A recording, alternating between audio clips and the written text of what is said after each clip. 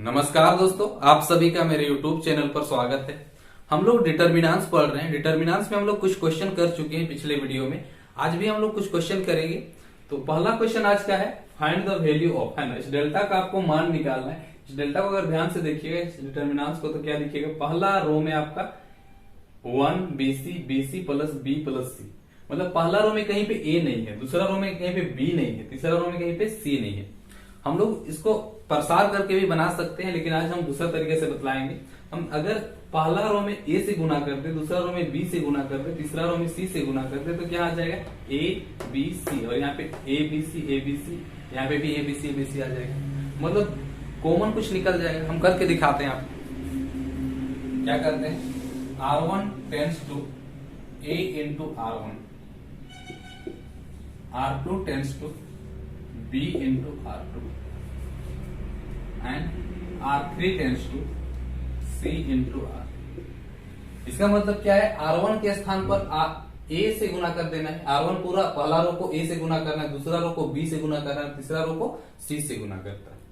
जब भी हम किसी संख्या से गुना करते हैं तो उससे हमको भाग भी देना पड़ता है। हम लोग A B C से गुना कर रहे हैं इस डेल्टा को, तो हम लोग A B C से हम भाग भी देंगे। तो यहाँ पे सबसे पहले हम लिखेंगे 1/A B C। ये गुना कर रहे हैं तो भाग भी करेंगे।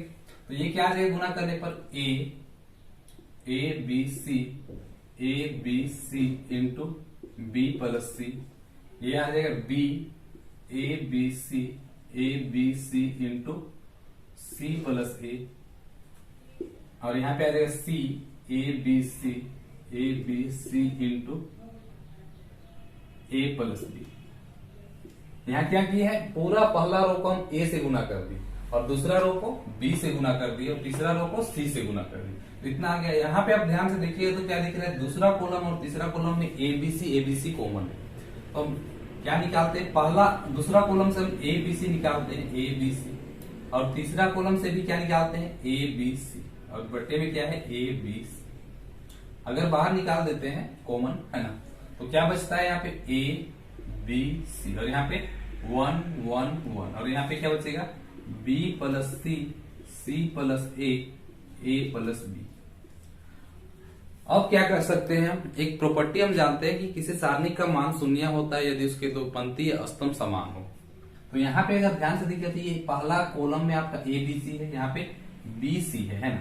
अगर हम पहला कॉलम के स्थान पर पहला कॉलम और तीसरा कॉलम को जोड़ दे तो ABC आ जाएगा, A plus B plus C, A plus B plus C, A plus B plus C आ जाएगा। और A plus B plus C अगर आ जाता है तो क्या करेंगे, इसको हम कॉमन निकाल देंगे।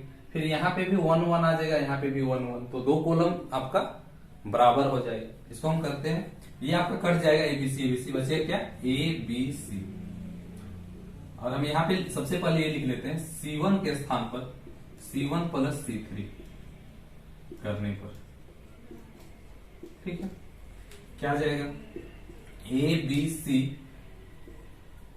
A plus B plus C आ जाएगा, क्योंकि BC पहले से यहाँ पे है, और यहाँ पे क्या है, B पहले से है तो CA है। इसको हम अरेंज करके लिख देते हैं A plus B plus C, यहाँ पे भी A plus B plus C, ये 1 1 1, और यहाँ पे B plus C plus A और A प्लस B। अब यहां से क्या कॉमन आ जाएगा, पहला कॉलम से देख रहे हैं A plus B plus C हम बाहर निकाल सकते हैं, A into B into C into A plus B plus C। बचा क्या आपका, यहाँ पे पहला कॉलम में 1 1 बचेगा, ये 1 1 1, यहाँ पे भी 1 1 1 है। यहाँ पे क्या है, B plus C plus A plus C। अब हम ये बोल सकते हैं कि A into B into C, अब हम ये बोल सकते हैं ABC into A plus B plus C into 0। अब 0 क्यों, क्योंकि यहाँ पे दो कॉलम आपका बराबर है। दो कॉलम बराबर कौन कौन सा है, C1 is equal to C2। अगर C1 और C2 बराबर है तो इस सारणी का मान क्या हो जाएगा, 0, और 0 से इसको मल्टीप्लाई करेंगे तो ये क्या आ जाएगा, 0, और इस सारणी का मान इतना ही आएगा, है। तो इस तरह से इस सारणी का मान कितना आ गया, 0 आ गया। चलिए और कुछ क्वेश्चन देखते हैं। नेक्स्ट क्वेश्चन देखते हैं। नेक्स्ट क्वेश्चन क्या है, यदि ए बी सी एपी में है तो दिखाइए कि यह सारणी किसके बराबर है, आपका 0 के बराबर है। और यहाँ बोलता है कि ए बी सी एपी में, तो सबसे पहले इसको हम लिख लेते हैं, इसको सॉल्व करते हैं। क्योंकि A B C are in AP, पहली बात तो ये कहा है ना, ये लिख ली। उसके बाद अगर एपी में ये है तो इसका मतलब second term minus first term is equal to third term minus second term होगा। मतलब दो पदों के बीच का अंतर बराबर होगा, जिसको हम लोग डिफरेंस बोलते हैं ना, कॉमन डिफरेंस बोलते हैं। यहां पे अगर उसका से करते हैं तो b minus A is equal to C minus B होगा। और इसको हम क्या बोलते हैं, एपी में डी बोलते हैं, कॉमन डिफरेंस बोलते हैं। इसको आप डी के स्थान पे कुछ और भी लिख सकते हैं, यहाँ पे है ना, हम डी ही लिख देते हैं।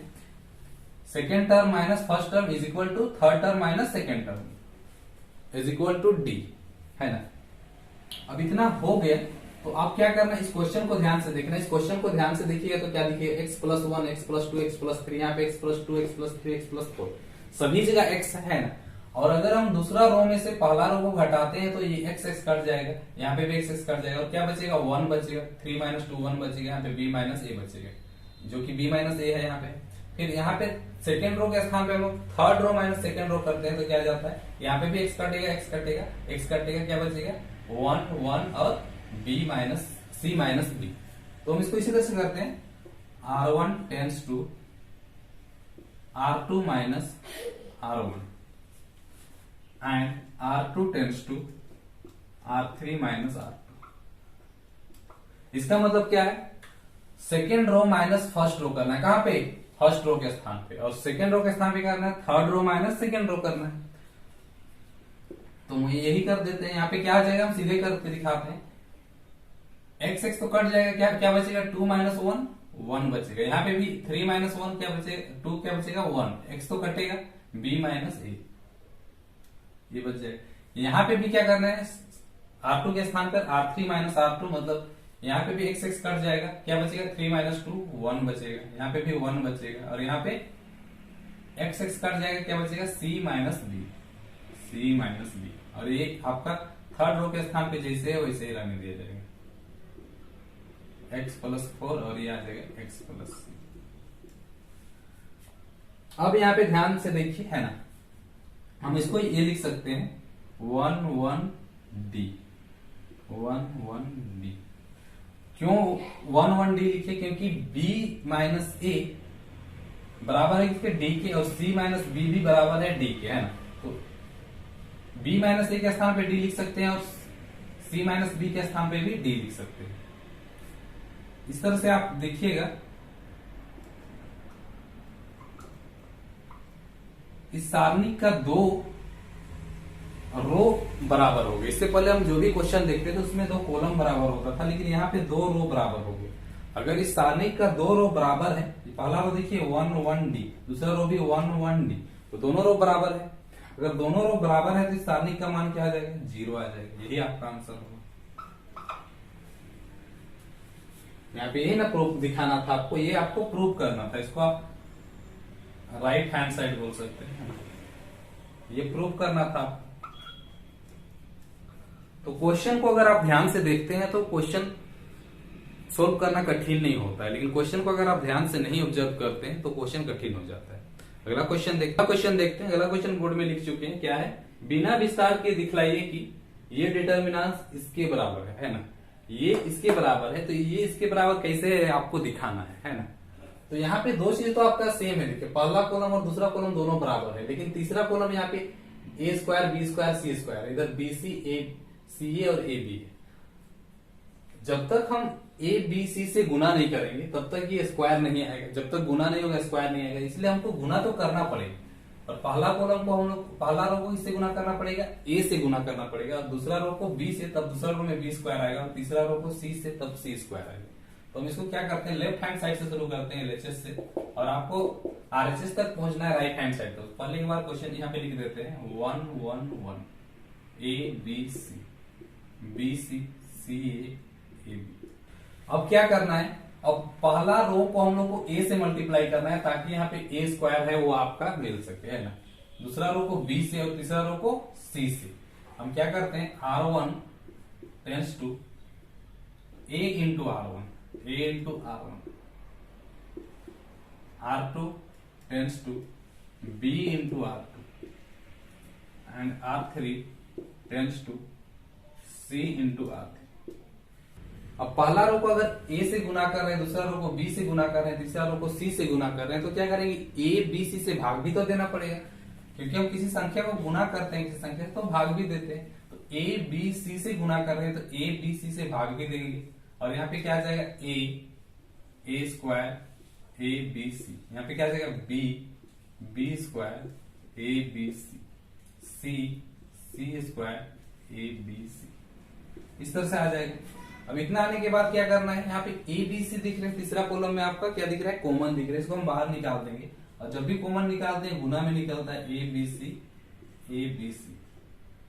यहाँ क्या बचेगा, A B C A square B square C square, और यहाँ पे क्या आ जाएगा, 1 1 1।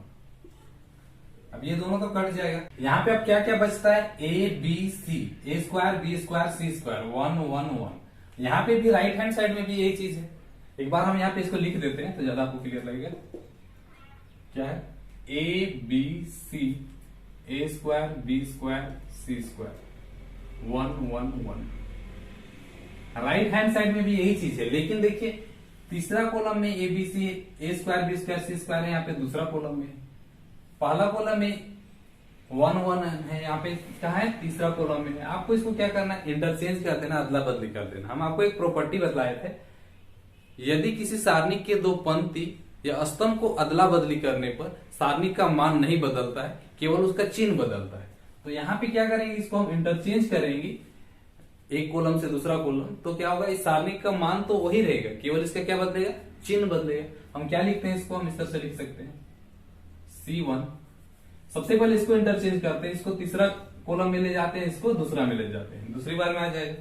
यहाँ पे लिख देते हैं by C2 tends to C3, और अगर इस तरह से हम इधर कर देते हैं तो इसका मतलब C3 टेंस टू C2। इसको हम ये क्या पढ़ेंगे, by C2 tends to C3 C3 tends to C2। ऐसे करने से क्या होगा, इस सारणी का मान वही रहेगा लेकिन इसका चिन्ह बदल जाएगा। तो सबसे पहले तो हम माइनस लगाते हैं, क्या करना है, ए बी सी, ये तो जैसे है वैसे ही रहेगा। आपको किसको इंटरचेंज करना है, C2 और C3 को। तो C2 को C3 के स्थान पे लिख देते हैं, C3 को C2 के स्थान पे, ए square B square C square. अब देखिए यहाँ पे भी इसके बराबर नहीं आया है, ये आपका 1 1 1 है, ये आपका C1 में होना चाहिए, पहला कॉलम में होना चाहिए, और ए बी सी दूसरा कॉलम में होना चाहिए। तो इसके लिए हम क्या लिखेंगे, by C1 tense to C2 और C2 टेंस टू C1, है ना। C1 को हम क्या करेंगे, C2 कर देंगे, पहला कॉलम को दूसरा कॉलम के स्थान पर लिख देंगे और दूसरा कॉलम को पहला कॉलम के स्थान पर रख देंगे। तो यहाँ पे भी सारणी का मान चेंज हो जाएगा, माइनस था क्या हो जाएगा, प्लस हो जाएगा, और प्लस हो जाएगा ये 1 1 1 ए बी सी, ये क्या जाएगा, ए square B square C square. अब देखिए राइट हैंड साइड में जो था वही आ गया, 1 1 1 A B C A square B square C square. इस तरह से सारणी का चिन्ह भी आपका प्लस है और जितना है उतना भी आ गया। इसलिए हम क्या लिख सकते हैं, left hand side is equal to right hand side. ये तो आपको प्रूव करना। आज हम लोग डिटर्मिनेंट्स का 3 क्वेश्चन देखे, हम बहुत आराम से बतलाए हैं, आप लोग को समझ में आ गया होगा। अगर अच्छा लगा तो वीडियो को लाइक कीजिए, सब्सक्राइब कीजिए। मिलते हैं अगले वीडियो में कुछ नए क्वेश्चन के साथ।